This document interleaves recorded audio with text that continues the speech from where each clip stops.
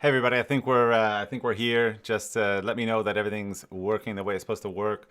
If you're watching on YouTube and if you're watching on IG, then yeah, I'm not going to be able to see your questions and comments and stuff. But it doesn't mean you can't be here and kind of hang out.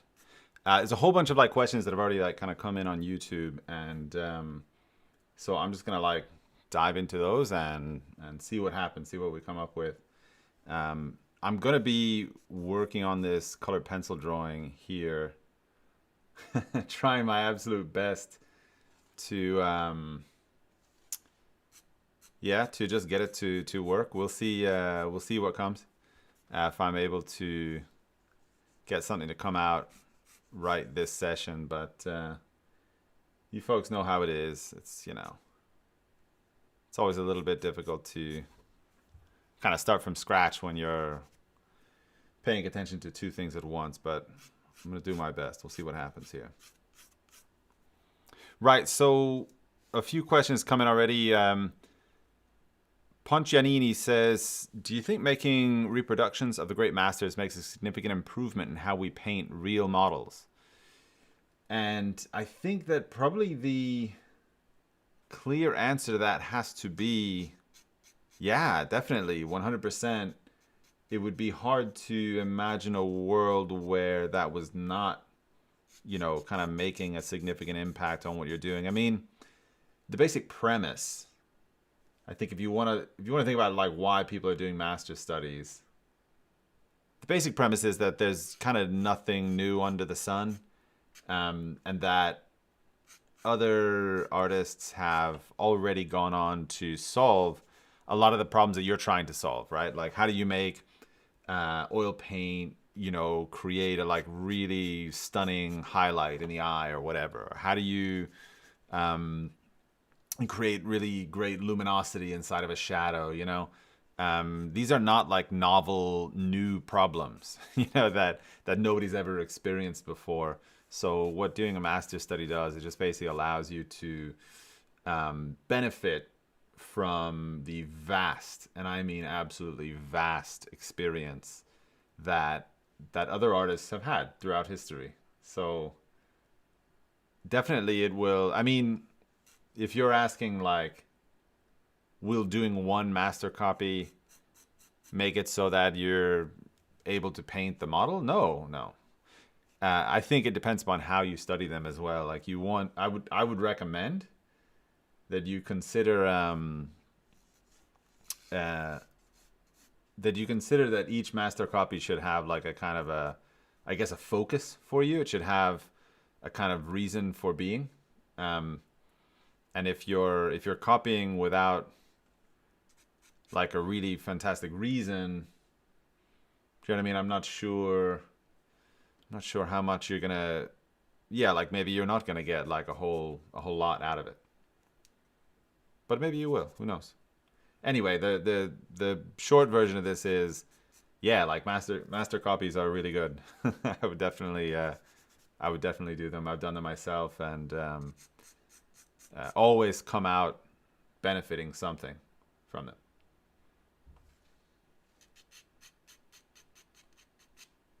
So I'm just trying to lay in this portrait in a halfway decent way. We'll see if that kind of comes out the way I would hope. Can't be too sure, but we'll see. Other questions coming in. Michael says, how about making a living from selling non-commissioned portraits? Like, why would people buy a portrait of a random person? I don't like the idea of commissioned portraits. It's okay if you don't like commissioned portraits. Nobody says that that there's a rule that you have to like commissioned portraits. It's only that, in a way, yeah, early on, I think probably people look to you more for commissions, or at least that's been kind of my experience. Whereas like nowadays, I don't think I don't end up doing like a lot of commissions. I just do a few here and there. But I think that it's the same premise could be asked about, like, why would somebody buy a painting of a bottle and some pears, whatever, some fruit and a dish that's not theirs? Or why would somebody, buy a landscape painting of a place that they haven't been?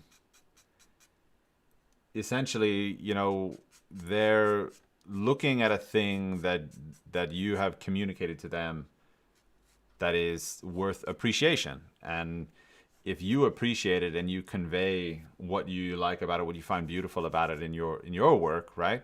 I think that's what people are attaching to. So just like I'm going to draw a portrait and eventually paint a portrait of this girl here, right? Nobody knows her. But I'm going to say in my painting that the color and the flesh tone is beautiful. The design of the head is beautiful. The structure, the volume, like all these things that I find like really important in art, in painting.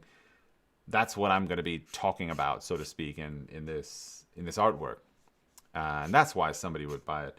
Not because they know the model, but simply because hopefully I have conveyed something about the innate beauty of this pose, of this lighting situation. Hopefully I convey all of those things in a really good way. Hopefully, I say, right? But you never know what happens with me. Right. Let's see. Yeah. Oh, Rumen Plamenov was asking about the reference photo. I'll put the reference photo up on Patreon later. I forgot to post that. That's my bad. I will remedy that a little bit later, and you can get the full res one. Let's see. Other questions coming in. MJ Artwork says, do you plan on getting a cat someday? Definitely not. But this weekend we're picking up our dog, so we'll see. Scott Hebert says, can you talk about how you work through a project? How often you do a smaller preparatory drawing before and a painting after? How often you draw straight onto the canvas? Yeah. Speaking for my own practice, a lot of times if I'm doing what I would say is like kind of a full-on artwork, that's going to be something that I've done a lot of preparation, probably digitally, like on an iPad, more so than something that I've done like doing an analog preparation. Although with the way that I work now, so let me like back up as well, because maybe this is interesting to talk about. But being a representational painter is not always like a super what's the word, like efficient thing to do. Like it takes a really long time to make this stuff, and even if you're relatively fast at painting, it doesn't guarantee that every painting session goes as well as it should. So sometimes you don't always make the best work and stuff. And if you're, trying to be a professional painter, sometimes it can be challenging to just keep up with all the work that you have to do. So doing extra things that can be really good for your process, like, doing, drawing studies and things like that. Those are the first things that usually like go out the window. You end up cutting out these things that eventually you'd really like to do. So eventually, Patreon in a way was like a solution to that, because essentially, like, now, if I take a really long time and I show my process and I do all this different stuff, then that's like that's a part of my job as well. Whereas before, like, those kind of things like held me back, in terms of like, in like basic terms, I'm only going to get paid so much for this painting, and the longer I take to do it, the less I'm getting paid, in a way, right? I mean, that's just the cold capitalist version of the story that becomes very real, I think, not when you're a student, but when you're a professional. So yeah, like I said, Patreon and like filming my process meant I could take as long as I wanted, like, and still, there was a what you call a remuneration also for that. Anyway, boring stuff. I'm sure it's not super interesting to anybody. Let's see. So I'm just trying to like measure over here on my source image and just see if I'm even like remotely in the right territory, which I'm not sure that I am. I have like a head here. I don't know if it's the right head. It's like a lot of like construction stuff that maybe isn't working like it should, but we'll see. By the way, how many of you are like drawing along? I'd kind of like to know that actually, because I put up this source image thinking if everybody's watching a live stream, like they're gonna want to like do something, right? Other than just listen to me. I hope anyway. I hope all of you are out there like being busy and doing something. Let's see. Other questions coming in. Agassi Reyes says, "What makes a good painting, based on your opinion?" Wow. I mean, that's like such broad terms to define, but I think we can start with what I was talking about earlier when I said that your kind of job making a creative work is to try to show in the best way what you saw or what you thought was remarkable or special or worth seeing, about this subject. So for me, I think this is as soon as I say anything, I'm gonna like cancel out half of the artworks in existence. So it's a little bit tricky to like want to say one thing or the other. But if we're just talking about stuff that I like, I guess that's a lot easier. I like to see that like somebody kind of cared about making something.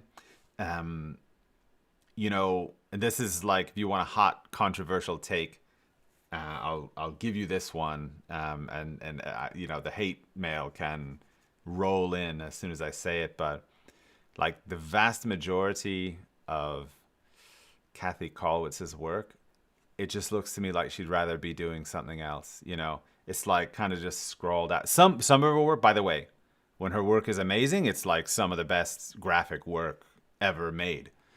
But I was looking through this big catalog of Kathy Kolwitz's work, and it just struck me that most of it, for various reasons, I think a lot of it also is like the fashion of artistic expression in that moment in history, all that kind of stuff, meant that, in fact, yeah, like a lot of the work that she made was a little bit like, it was just a few lines, and it was kind of scraggly. And I guess it was supposed to be like expressionist, like that was the idea. And in a way, like you can get on board with that argument also because of like the kinds of things that maybe she was trying to show or that she was showing in her work, to be quite honest. But yeah, like a lot of it doesn't like hit that note for me, and so I wasn't that on board about it. So that's my super hot take that everybody can be like, call me an idiot for and all that. That's fine. But yeah, I just like to see that somebody like really kind of cared about what they were making, that gave some sense of beauty in the craft of what they were making. Like that's really important to me, Yeah, respecting the craft and searching for like beauty inside of the craft of something. I love that. The thing is, it doesn't have to be like, it doesn't even have to be anything. The subject matter doesn't even have to be anything like remarkable because of that. You could be like painting a basket of eggs, and it could be just as amazing as a beautiful vista. Like in the Alps or whatever. So for me, yeah, they were just like a little bit different in that sense. Something's way off. Something's way off up here. I gotta like really lock down whatever's going on, because I am not getting this right. Doesn't make any sense. Totally doesn't make sense. Maybe it does. Let's see. Just got to keep my lines like simple enough. Because believe me, there's going to be some changing going on in here. I promise you. But we'll see. Right. Reese Osborne is saying, look at that colored pencil tip. Yeah, colored pencils can be delicate, but even so, I like to sharpen them out. Let's see. Surbi Bajaj says, I'm going to start being a full-time artist as I'm out of the learning process and now I want to create my own original works. Any tips for not being broke in the process? Well, I think it's a fair question. And if you're looking to not be broke in the process, I think that you should endeavor to... All right, so you'd like to make a living just making your work. Like, that's the ideal thing, right? You want to pursue your own path and you want to do your own thing and you just want to make the work and kind of get paid doing it, and that's really cool. I think an error that some people make is that, like, straight away they get into making these like big elaborate works, that is essentially like like you would call like a moonshot, right? Like somebody just shooting for the absolute moon, like shooting for the highest mark that they can make, like a painting that they're probably not, that they're like far from like ready to make, right? Like maybe they don't have the skills, or maybe they don't have the understanding or the consistency yet, and they'll try and do something really, really elaborate. And then they'll spend a lot of time doing that, and eventually, like, it doesn't pan out. Like, by the way, as I'm saying this, like, this guy, right? Like, I was doing that for sure when I first got out. What I didn't do that I would say maybe would have been really helpful if I'd done was actually just to try to find a lot more beauty in a lot simpler things. I tended to go like way more kind of Baroque and out there in my projects, and for the longest time that didn't really benefit me monetarily at all. So focus on some simple projects that you're able to finish, and that will allow you to hopefully also, and this is the business part, right? Like I told you, the artistic part. The business part of this is what you're trying to do really is meet people at a particular demographic, right? Which is to say, not everybody can afford like a really expensive painting.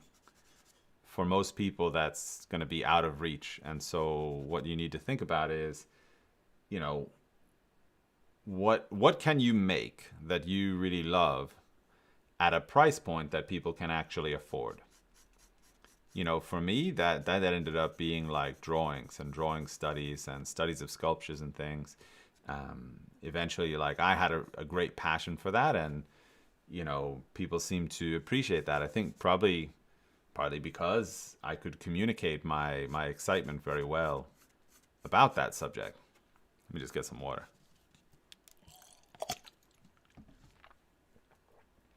So, yeah, like I was able to charge a bit less for them because they took a little bit less time, and I was able to complete them because they were a little bit more simple projects. And again, while that sounds like super humble, that's just keeping the lights on.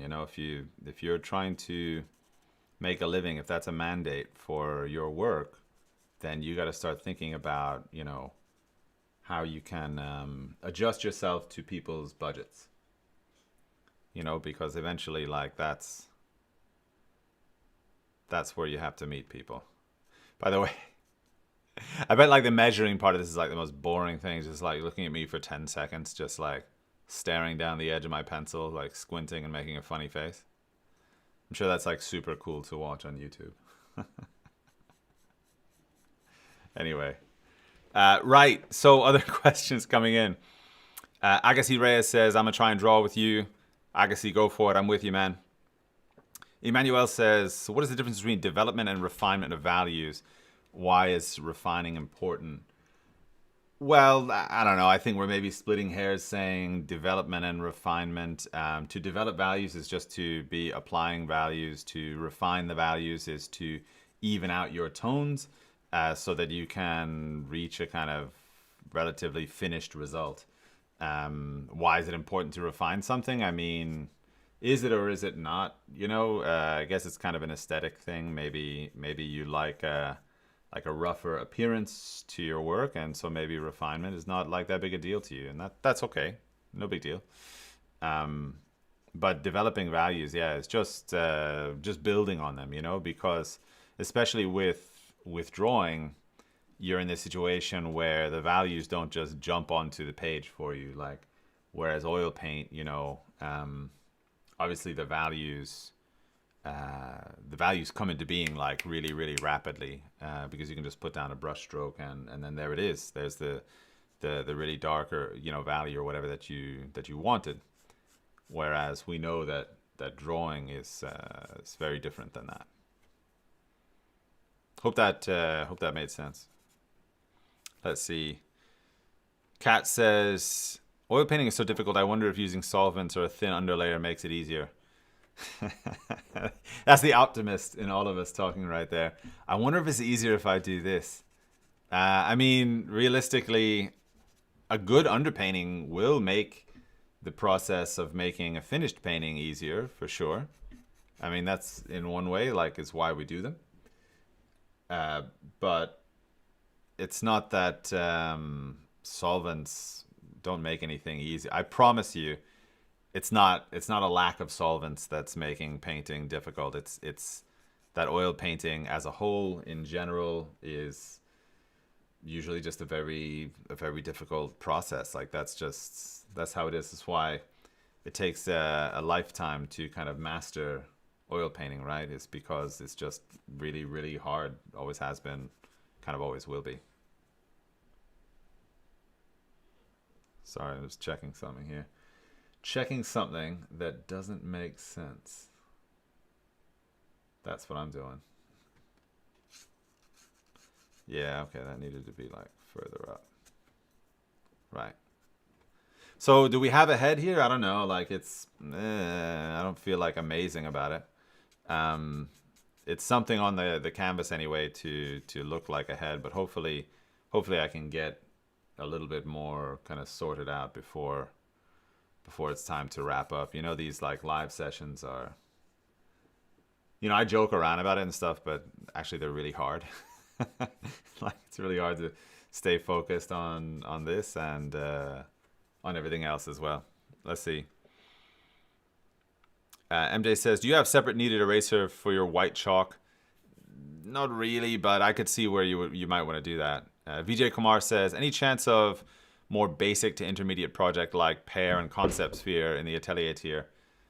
VJ, interesting that you asked that, right? So coming up in December is the next assignment in the Atelier tier, and that actually is going to be the transition in between drawing. So we did our advanced cast drawing and then oil painting. But the project we're doing in between those is going to be a grisaille painting of a sphere. So we're essentially going to work with value mixing in oil paint. We're going to work on edges and rendering and form modeling and transitions, like all the things that you associate with oil paint. We're going to kind of rehearse those with this sphere. It's a project that honestly I've been kind of waiting to get into with everybody for quite a while, because it is also one of the first projects that is something I've totally added to the curriculum. Like, so I told you guys at the beginning of the Atelier tier, right, that the Atelier tier is essentially me changing the curriculum of the education that I went through. So when I was a student, there was no sphere painting exercise. It was just you just paint your cast, you just paint your like advanced difficult projects, and you just get on with it and see what you can do. Eventually, I found that an intermediate project would be of such like an incredible value, for students that I thought, well, I want to integrate this. So that's what I'm doing with the Atelier tier. It is a project that I promise you, beginning painters will super benefit from. However, if you're an advanced painter and you're thinking, nah, probably not for me, I would think again. I mean, unless, let's say, like, you're a really advanced painter, you know everything, you've been painting for 20 years and you know what you're doing, for sure. But I would say that really all levels can benefit from focusing on something as simple as painting a sphere. Also because it will, like any good simple project, it will expose what you do and what you don't know about what you're trying to do. So that's the next project coming up in the Atelier tier, and I'm really excited to release it. It's a pre-recorded lesson, and there's going to be some really fancy video editing on it. So it's going to be hopefully very, very watchable, which will mean that a lot of people can benefit from it. So yeah, that's December 1st, coming up very soon. Let's see. Sergey Drazkovic is asking if this reference photo is available to download. I forgot to do it actually, but on the Patreon post. So like this live stream right now, I posted it also on Patreon. Meaning that if you go to my Patreon page, there's like a free post that's up. It's this. And I'm going to eventually attach this source image to that post. So you can go to my Patreon page.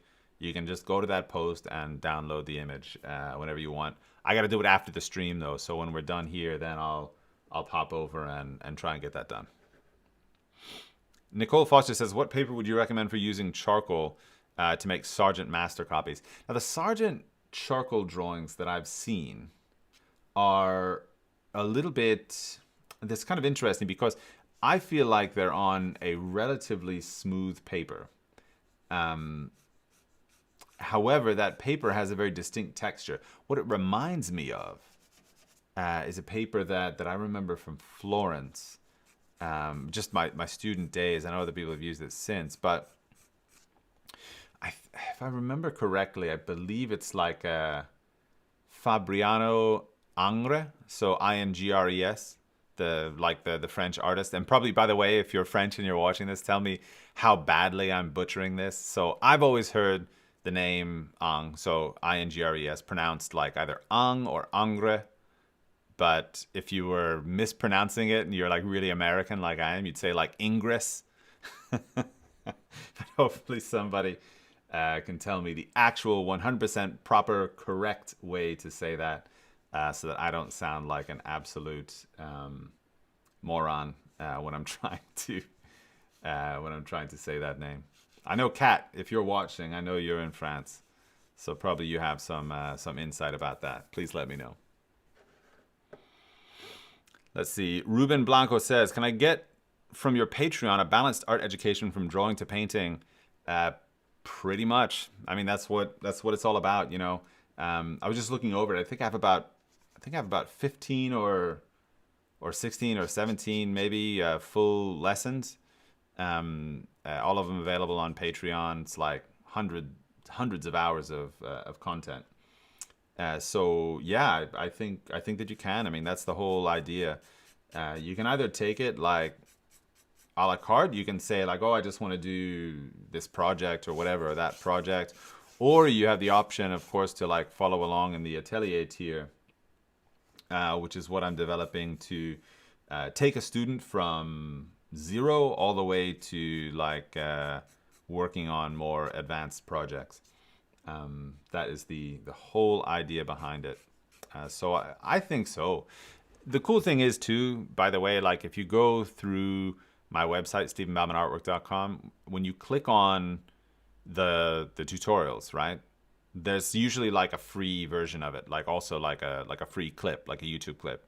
That if the whole thing is maybe like a 4, 6, 8 hour tutorial, then there's also like a short version of that available that you can just check out for free, so you can kind of see if it's for you. I mean, that's why I do it, is just so that people can get a sense of like, oh yeah, I like these kind of tutorials, or these tutorials are a bummer and they're not for me.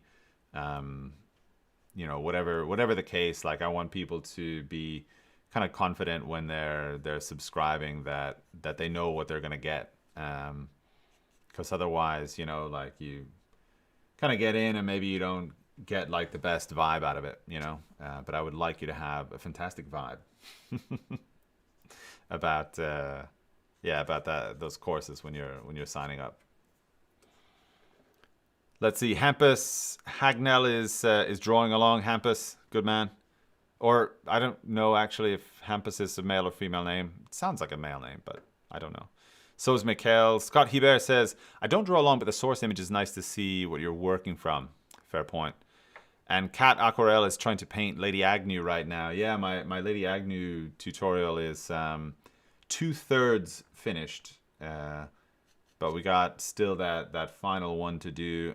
Hopefully, I'm going to say tentatively like February is when I'm thinking that one could come out.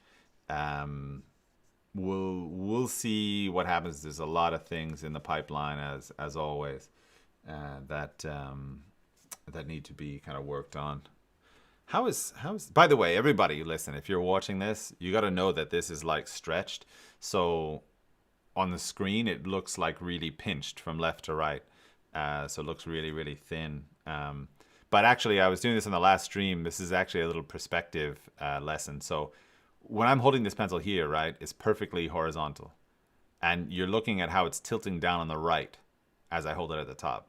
When I come to the bottom below the camera's POV, you can see how the right-hand side is tilting up and the left-hand side is tilting down, right? Here, it's just about perfect. So that's like basically the camera's POV. Above it, it tilts in one direction. Below it, it tilts in another direction, right? So there's a bit of a perspective here.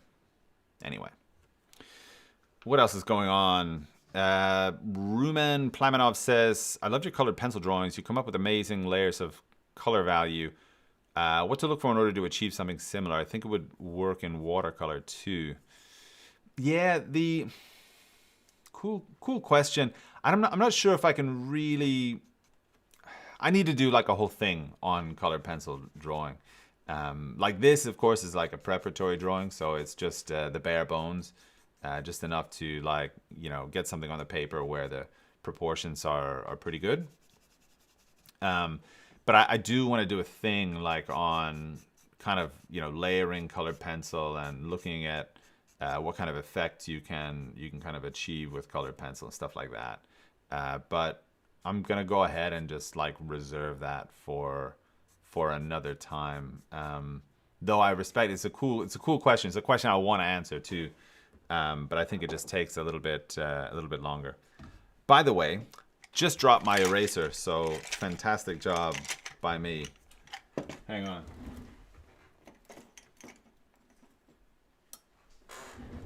You always gotta have like a dozen of these like hanging around, because you're gonna drop them, you're gonna lose them, you're gonna get dust in them and stuff. Let's see. Vashi is, let's see. JD Anarchy says, I'm drawing and listening. Miguel Angel says, what are bad recommendations you hear in the academic drawing style?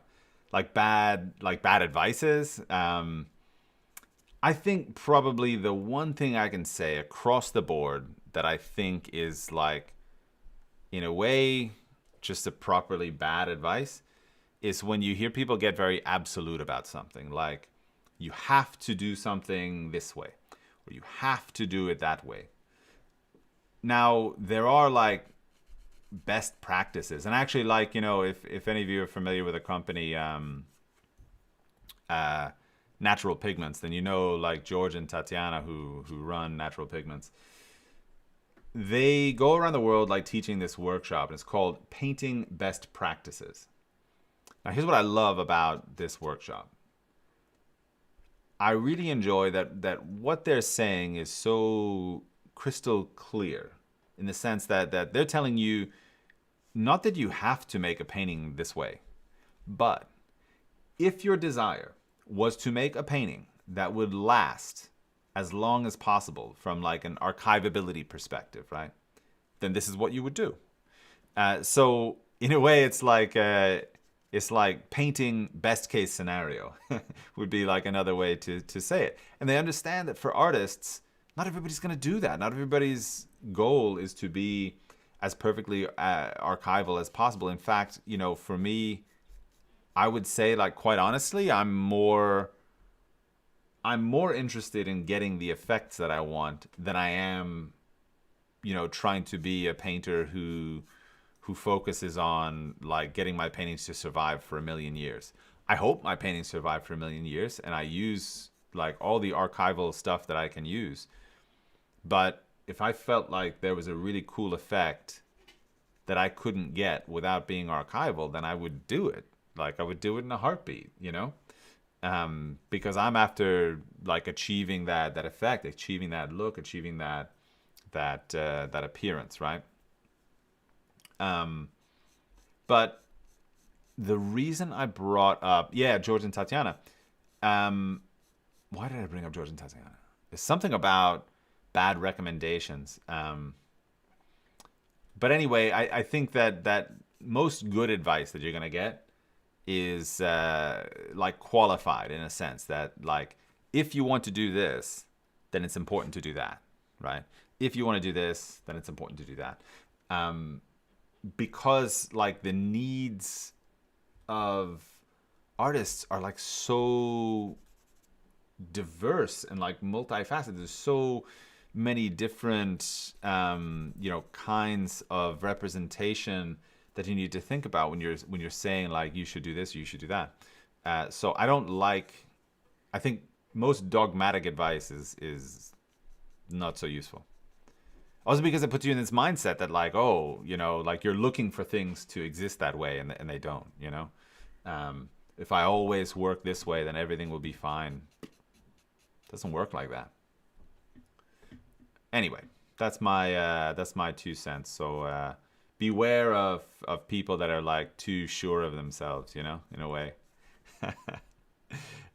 Beware the guy who knows everything, right? Or says or believes he knows everything, because probably he's only telling you half the story, or she's only telling you half the story. Either way. Let's see. Tips for drawing a beard, MJ is asking.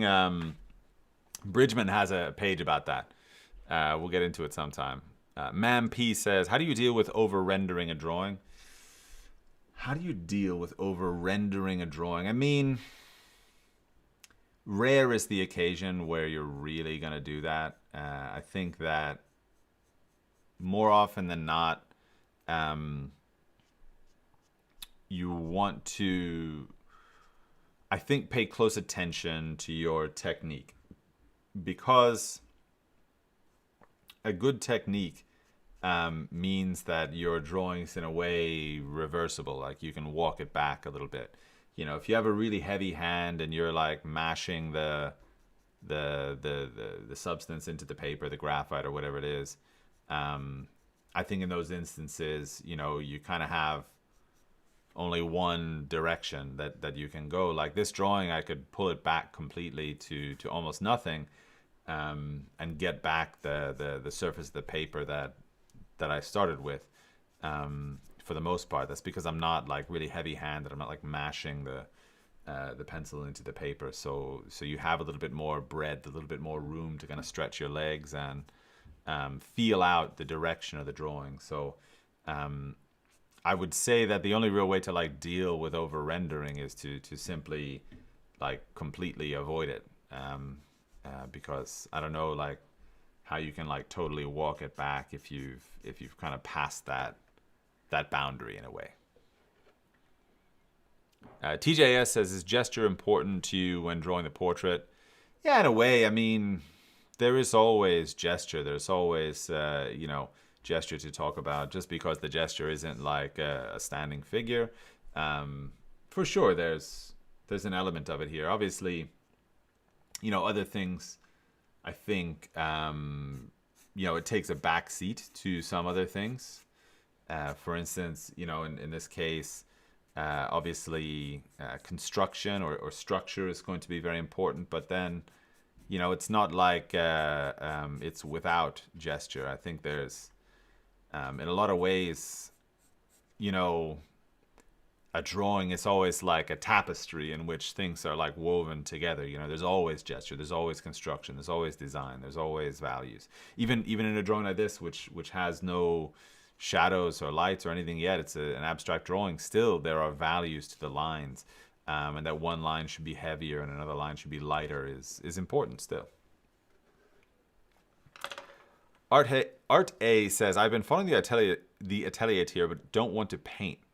So far, we've been drawing from casts. Can I use your upcoming lessons to learn to draw from life, even though you're teaching painting? It's a fair question. I think that just speaking from my own experience, I'll say that oil painting and starting out oil painting really kind of changed a lot of my perspective about how drawing works. And I know that maybe that sounds like a little bit abstract, but this idea that with drawing, right, you need to slowly build up your values all the time. Oil paint, the values can be almost instantaneous. As soon as you put them down, they can be there. One of the things that painting really changed my perspective about was actually about like efficiency in drawing and like what's necessary at what stage and what phase of the drawing. So I would say that following along with the lessons definitely could be helpful.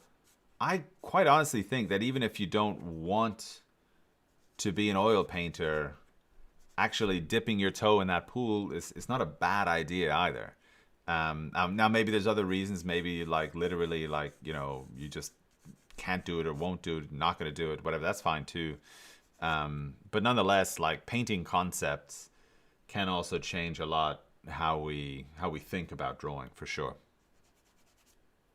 Like I said, it was very formative for me, like that transition. I've talked about it a lot where like what I did is I kind of went back and forth. You know, I never really stopped drawing. Like I went into my painting education, and then I would always go back and I would do drawings, even like, you know, very finished drawings. Also just because like I just enjoy the medium of drawing. It was never something I wanted to put down, you know. I always had kind of a passion for it. By the way, at least we're getting like a head that we can look at on the canvas here. It's not anything too sophisticated just yet, but you know, it's something. That's like about as optimistic as I can be, but it's something. There's something on the canvas, and that's not bad. I don't know where it's gonna go from here. Maybe I'll get into these eyes a little bit. Let's see. Yeah. Sorry. You know, the more I focus, like, obviously, the less I talk. But, you know, whenever you're trying to, like, get the features in, you know, it's a very delicate time.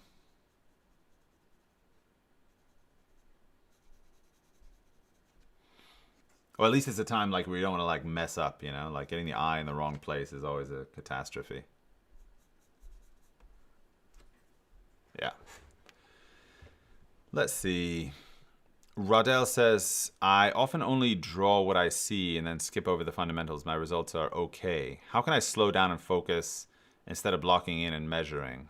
Slow down and focus instead of blocking in and measuring.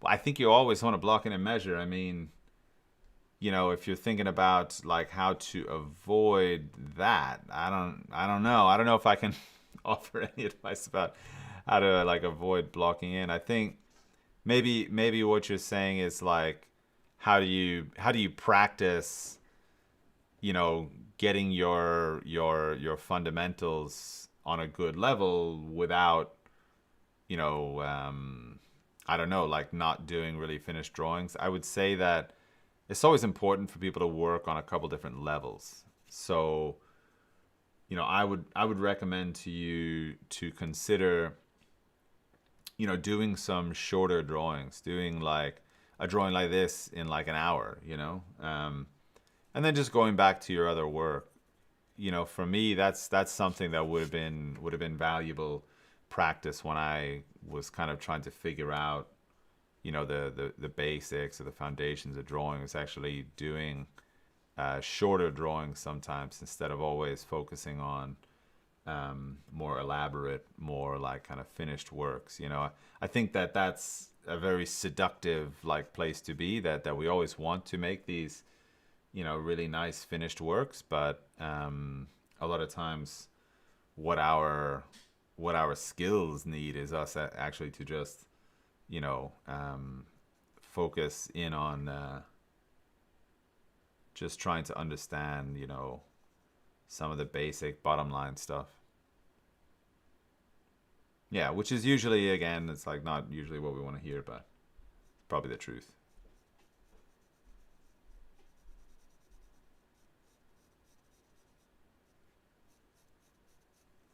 How am I doing here? All right, people, other questions coming in. A lot of questions. Shoot. All right, I'm going to like try and get through a few of these fast. Art Studio Sun X Flower Dark says, I draw daily. It's like one routine. It also been added that I just make many portraits. Not a bad practice. Nick B says, Stephen, longtime watcher, motivated to join the Atelier tier. Is there a long-term structured curriculum? I really need structure. I'm afraid I'll be lost in all the video content. In fact, the Atelier tier, of course, is a subscription level, but it's also something that I'm developing that is exactly that, right? We start at like the most basic drawing, our first bar drawing. We move on to advanced drawing. Move on then to beginning cast drawing. Move on then to advanced cast drawing. Move on then to beginning painting, right? So all of this is like a linear trajectory of a curriculum that eventually will take you all the way to advanced portrait painting. So that is the idea of the Atelier tier, because for a long time, right? Like some of you, by the way, some of you awesome people have been like subscribing to my Patreon page for like years. So like big ups to you. You know, thank you so much. You guys are really, really awesome. But those of you that haven't will know at a certain point, like I was just making stuff. Like I would make a portrait and I'd tell everybody how I made it. Like that was my whole Patreon. Eventually I realized, you know, I wanted to do something bigger in a way, because, by the way, you know, I release content every month. Like once every month, I promise to release, you know, this or that or something, right? So if you do that without like a big like overarching plan, all you'll ever do is like small kind of one-off things. But I realized, of course, if I had a big plan, I could release it in small parts, and hopefully get like the most out of it. Like, you know, give people the biggest, broadest, most diverse education that they could get, while still releasing things like every month. So that's the whole thing that the Atelier tier is about right now, is developing that curriculum so that people can go from all the way from nothing into, I mean, by the way, nothing in terms of education is really what I'm talking about. But you can follow along the same curriculum that I did, except better, because I'm improving on what I think were the like flaws inherent in my study, like when I went through school. Let's see.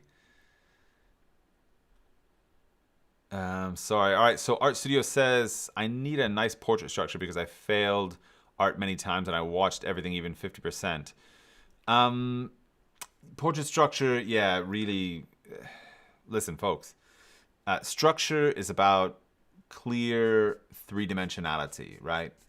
The flatness of the paper is our first problem. And in order to kind of negotiate that problem, we need to develop structure, right? This is like the whole game is kind of based around that. Now, there's a lot of ways to like attack that problem. Initially, I was taught, you know, it's all about shadow and light, and if you could just make shadow and light, then you can. Sorry, let me just check something real quick. Yeah. that if you can make shadow shapes and light shapes, then you could like make something believable. I've come to understand that a lot more actually. You should be able to draw the structure of the head like this. I think this is where a lot of artists, really experienced, great artists, go to like understand the craft of portraiture, right?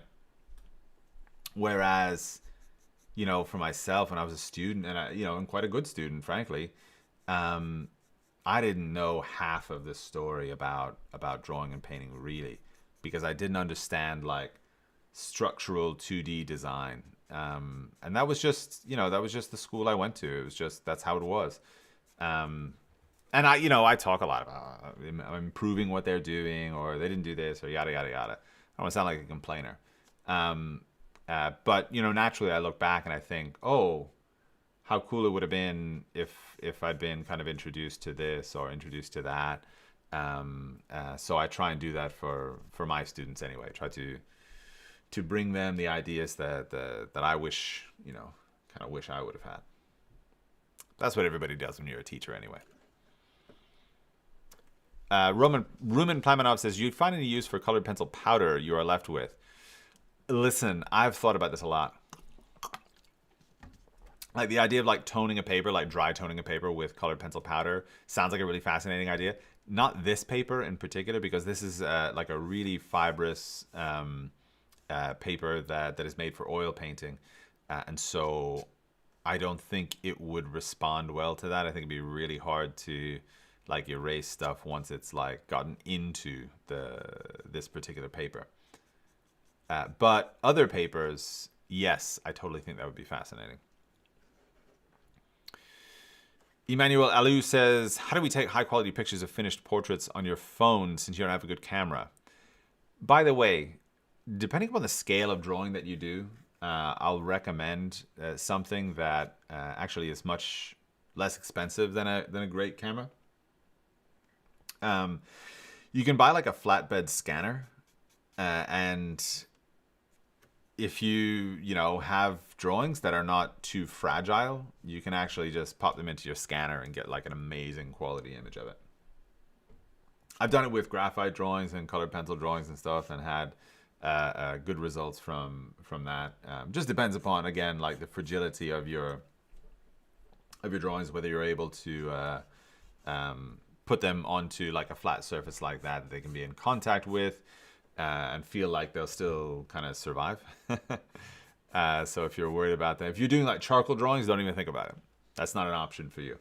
But if you're doing graphite or colored pencil or something, I think actually you could get a really, really high res, really high quality reproduction of your work using like I said, using a flatbed scanner.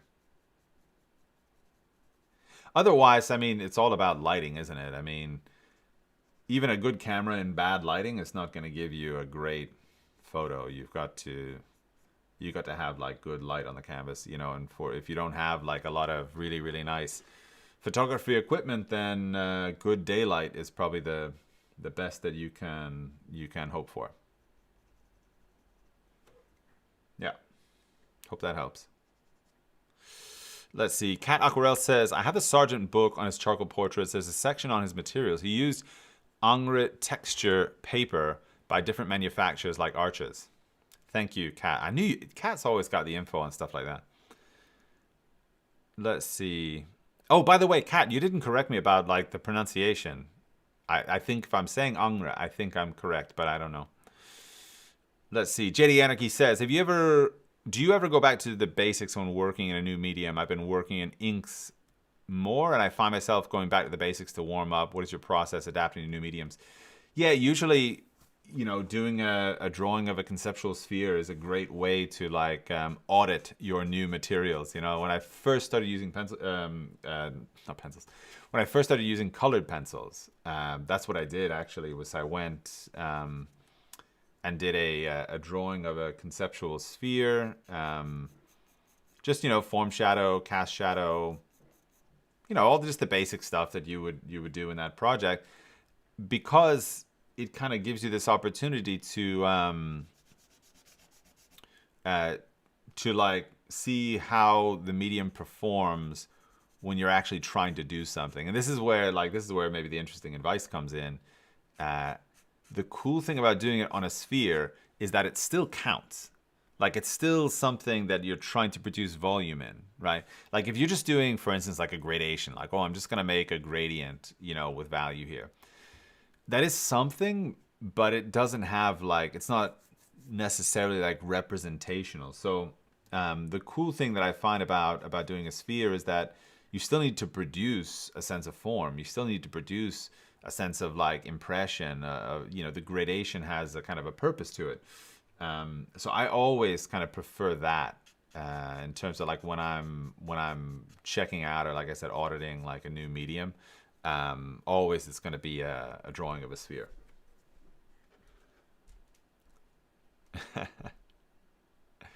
Let's see. Eric Jordan says, how would you follow your Patreon tutorials? I just started drawing and I follow every mark you make, but is that too much? What would you recommend? Yeah, I try to make, so with my tutorials, I try and do like 2 different versions. I do like a slow version, which is like everything that's happening. And then I do like a refined version, which is the bullet points, right?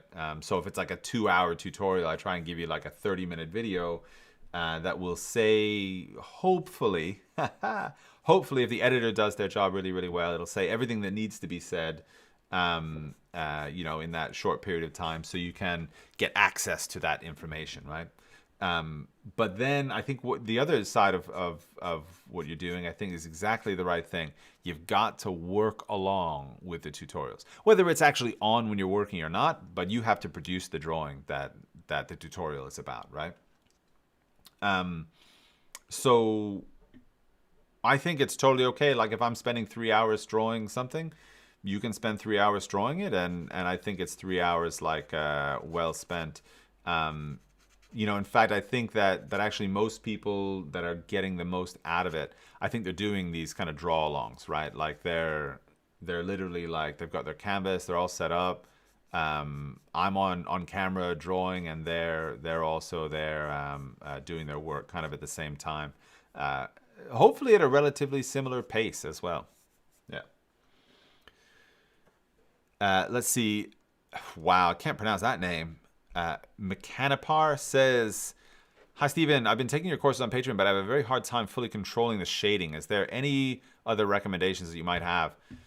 Listen, shading, adding value, like all this stuff that we're talking about, when we're working on representational drawings, it requires a really good technique. And if there was ever a way to shortcut that, I promise I would absolutely have already made that video. I think the thing is, a lot of times you really need to catch up in terms of, several different criteria, right? So one, you need to figure out how to hold that pencil. You got to hold the pencil further back. You got to balance your hand on the paper so that the tip of the pencil is like as light as a feather. Like that's what you're looking for in terms of like, how you should be applying it, right? If you're able to do that really well, you should be able to make a really nice even value just by hatching across the paper, right? Now, if you're able to do that, if you're able to do just that, make a nice even tone, I feel like you can kind of do just about anything. By the way, I noticed that this is a little bit like washed out. I don't know if you guys can like see. It's maybe too bright here actually to see this really, really well. That's kind of a bummer. Ugh. Anyway. Well, here we are. But I feel like if you can make like a nice even value like that, then probably you're fine. You can do just about anything. But it takes just a lot of time and practice to do that the right way. Let's see. All right, hang on, folks. Squire says, Angre pronunciation is okay. Atelier, though. Wait a minute, I'm pronouncing atelier incorrectly. Maybe, all right, you've got to send me like some kind of, some kind of correction about that. All right, hang on. So other questions coming in. Bowtie says, I know this may be off topic. I've been studying barg plates And I was just curious, how many plates students typically do at ateliers? Yeah, it depends upon the atelier. So yeah, I mean, unfortunately, like across all ateliers, it's not really possible to give you an average answer. When I started at the academy, we were gonna do, I think, at least 3 pencil bargs and at least 2 charcoal bargs. So that was when I started. For my students, I recommend anywhere from 2 to 3 bargs. I think that after that, maybe it's not so interesting. Let's see. Deekshith S says, Proco is ending Draftsman. I was hoping you're coming for an episode. It would have been so great. Yeah, well, what are you going to do? Santi says, hey, Steven, is your Patreon, can I learn the basics of drawing and painting in a solid way? And a hug from Argentina. Back to you. Yeah, I think so. I mean, that's what I focus on. So, I mean, that's essentially what I'm there for. So if you're looking for that, I mean, that's my whole focus. So if I'm doing my job, then the answer is absolutely yes. Let's see. Muhammad Madi says, in choosing your models, what do you look for? Yeah, cool question. I do feel like everybody has a little bit of something in their face, that. So like I don't always look for maybe a particular look in a model. I would say that maybe I just look for people who have maybe a kind of interesting look to them, But interesting can be like there's a lot of different versions of interesting out there, and definitely there's not like one where I'd say like, I always look for this or look for that. Let's see. Kat is referring to the sergeant's drawing papers. She says the handmade sheets he used were of fine quality and mostly French. The laid lines on the paper, a result of the process of production, are clearly visible in the drawings, and so oftentimes are the watermarks of the manufacturers. Let's see. Then she goes on to say a favorite paper was Michalet. Other French papers used by the artist include Ingres d'Arches, Berville, Lalande, and Canso. Wow, there's a lot of really French names there that I'm totally going to botch if I try and pronounce them. Devin says, when I block in standing figures, I struggle to keep proportions consistent once I get below the navel. Legs usually too long, hip misplacement. Suggestions on measuring larger figures. It's too big a question to answer here, Devin. But definitely there's a lot to be said about that. But as far as like just an across the board, tip, probably the best across the board tip that I can give you without really getting into anything too specific is find a way to stand back. Find a way to like shrink your drawing, like through either like a jeweler's loop or like a mirror or whatever. But you need to get like a fresh eye perspective on what you're drawing, so that you can get like a better sense, because we spend a lot of time like up here, looking at our drawing like really, really closely, and that's in general kind of one of the great enemies of good proportion is staying too close to your drawing for too long. Yeah, which is probably what I'm doing right now. So like, talk about taking my own advice. Marcello says, grande Steven, saluti da Italia. Saluti, anche. Yeah. Annika Nandi says, when I sharpen my pencils like this, it keeps breaking. Is there a good way of doing it to prevent it from breaking? It's all about that pressure that you're putting on it when you're running it across the sharpener. You got to like hold it a little bit further back and like just trust the process. Don't like try and get it done too fast. Let's see. Wait, there's more stuff coming in about the Angre pronunciation. Yeah, okay, no, that's the same thing. Jire Brian Dimalanta says, I admire your drawing skills, but your ability to sharpen a colored pencil like that without it breaking is even more amazing. Thanks.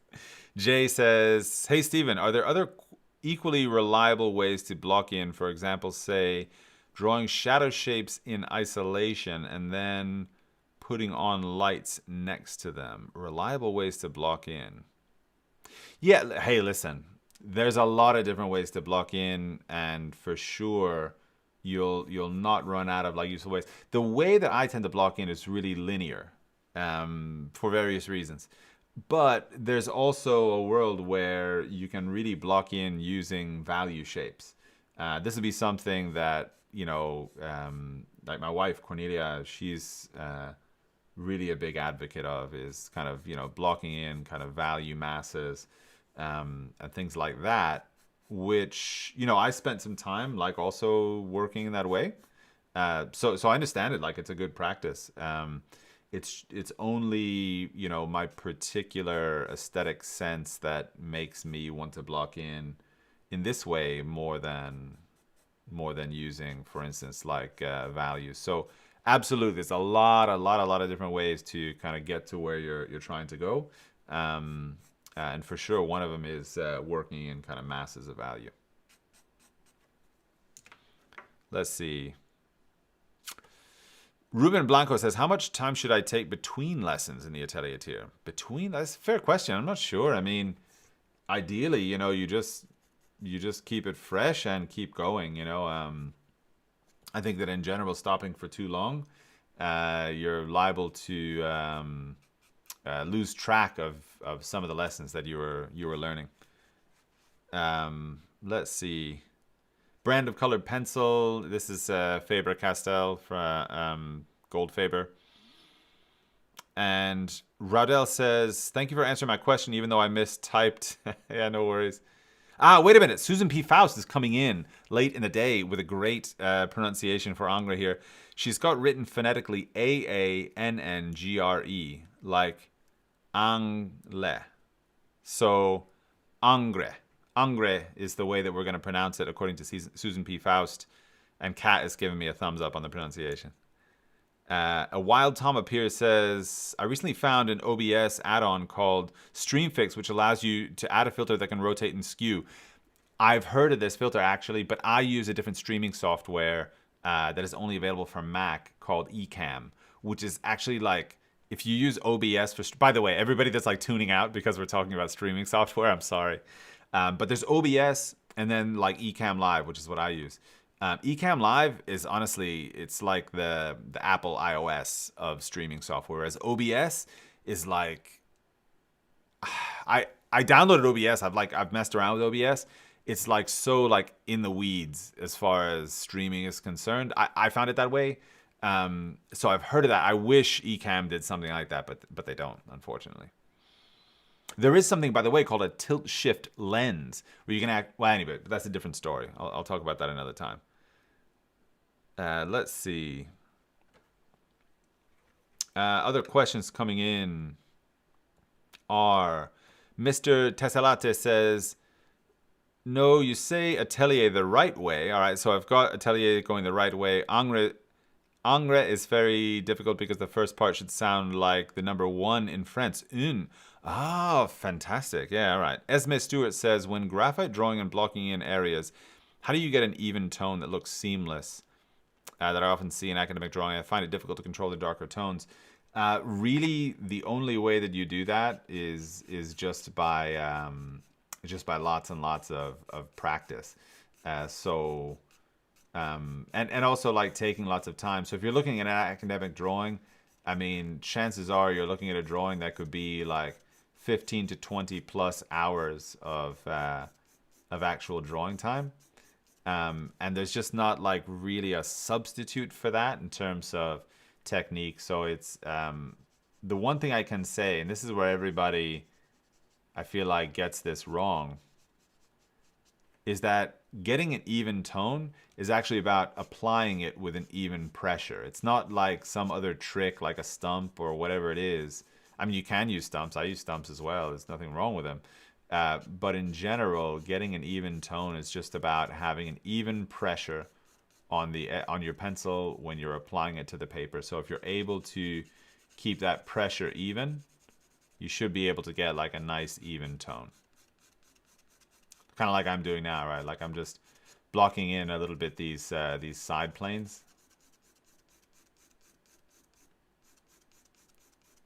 By the way, I'm kind of bummed out that the drawing looks so like bleached out on the stream. Actually, I think I just have the ISO on the camera set a little bit high, so it's kind of bleaching everything out. But hey, I don't know. What are you gonna do? Let's see. Alwinius117 says, "Hey Stephen, so a museum told me today that my art looks too much like a photograph. I feel like it isn't true at all, but my question is, how do you put your own spin on a piece?" Wow. How do you put your own spin on a piece? I think that you got to get to know what you like, and I think this is where most people like have a problem or a difficulty with the whole like how do you find your own style thing, is because you probably have a pretty eclectic view or a pretty unclear view of what your values are. Like, what do you actually like in an artwork? You know, when you are subscribing to somebody or whatever, following somebody on Instagram or whatever it is, what do you see in their work that makes you want to follow them, right? Are you drawn to color? Are you drawn to design? Are you drawn to emotion? Like, what motivates you in making an artwork? Once you start to identify something like that, then maybe you could start to say, like, you could develop an opinion or a taste, which is eventually what leads to having your own spin. Now, the other thing maybe that is worth saying here, because I think it's misunderstood a lot, is that actually just being a really strict realist is its own spin. Like, you know, photorealists even, you know, that's a spin. Like, that's their whole this let's try another French saying that I'll butcher, and then you guys can correct me in the comments. It is their entire raison d'être. I didn't say that right. But it's the whole reason for being, right? Is that they want to, in the best way possible, you know, mimic in a way the appearance of a camera. Like, that is a spin, you know. So it's not that your work has to look somehow like cartoonish or like different from reality to be something that is a spin. You know, it can be as clear as that. Like, some artists that I know, their only concern is to make something have as much fidelity to nature as possible, and that's fine, you know. So I don't think that maybe you need to like change, unless you want, like, that's your true desire to change, you know. Yeah, then you can have a conversation about maybe, yeah, what you want to do next. Yeah. So yeah, so Alwinius is saying that they're very into Leyendecker. Yeah, well, J.C. Leyendecker, if you look at his work, has a really really strong linear sense of design, but also the other thing about Leyendecker that maybe is interesting to see is that there's a great deal of economy in his work as well, you know. So it's not something that is really highly kind of rendered, I think. So like focusing on things like shape design. But by the way, not to, like, I mean, you can say whatever you want to say and do whatever you want to do. But I would say start by like kind of developing a mood board, you know. Is it only Leyendecker? Like, you want to paint just like Leyendecker? Then all you need to do is to study Leyendecker and just paint like that.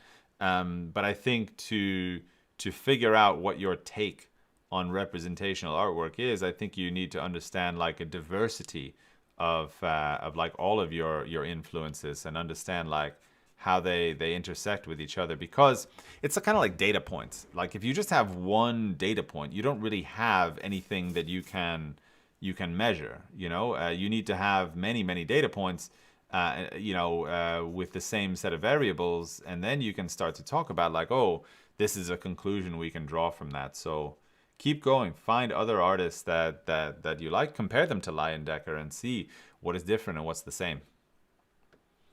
Let's see. Jay says, thanks for the clarification. I've been blocking in, drawing one shadow shape at a time, using it as home ground to take other measurements. However, I have prepared my papers for Atelier Tier 2. Very good. All right, Susan P. Faust is coming back with Raison d'être, which apparently I was not too far off on, right?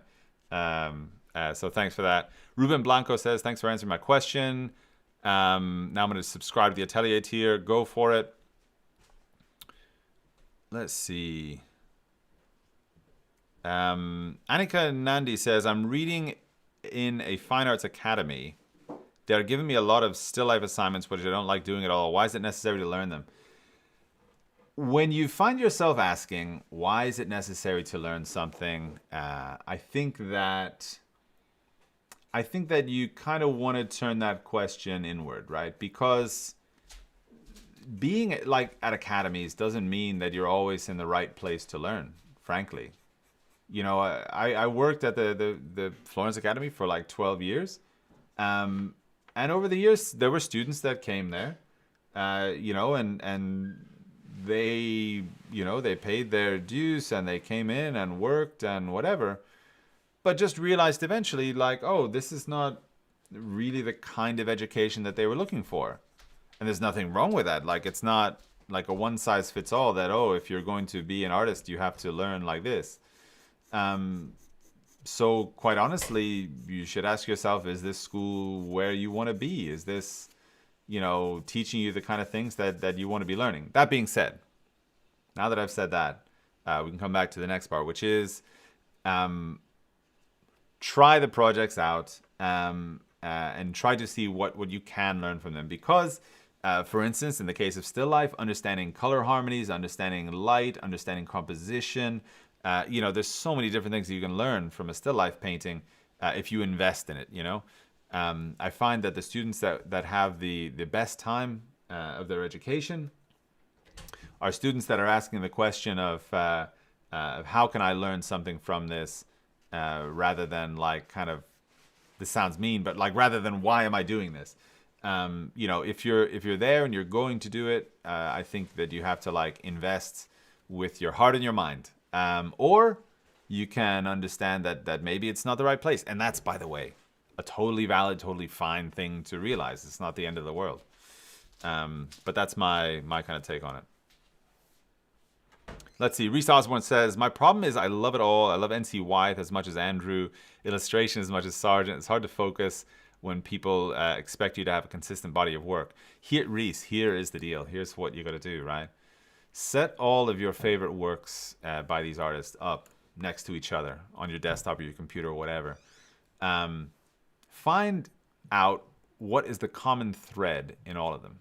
Is it color? Is it light? Is it design? Is it a look on the face? Look, what is it that's common to all these things? And this will help you get down to the bottom of what you actually like. Because, the fact is, an artwork is always a combination of many different things, And sometimes I'll be loving one thing about an artwork while completely not caring about another part of it. Let's see. Folks, I'll tell you what, like, I'm pretty much like where I need to be with this. I'm going to continue this next week, actually. So next Wednesday, I'll be painting this one. But I think I'm going to like call it a day on this one for now. I really appreciate all the questions. And don't forget, November 15th, actually, my first Bridgman video comes out on Patreon. It'll be a downloadable lesson, which, by the way, is like the rarest thing. I never do downloadable lessons. This is really like kind of a one-time special offer thing. So if you're subscribed to the $10 tier, you're going to get that download link to the first Bridgman portraiture lesson that I'm doing. Yeah, that's it. All you have to do is just be subscribed at that time at the $10 level, and I'll send all that stuff to you. Otherwise, people, thank you so much for all the questions and comments and stuff, and correcting my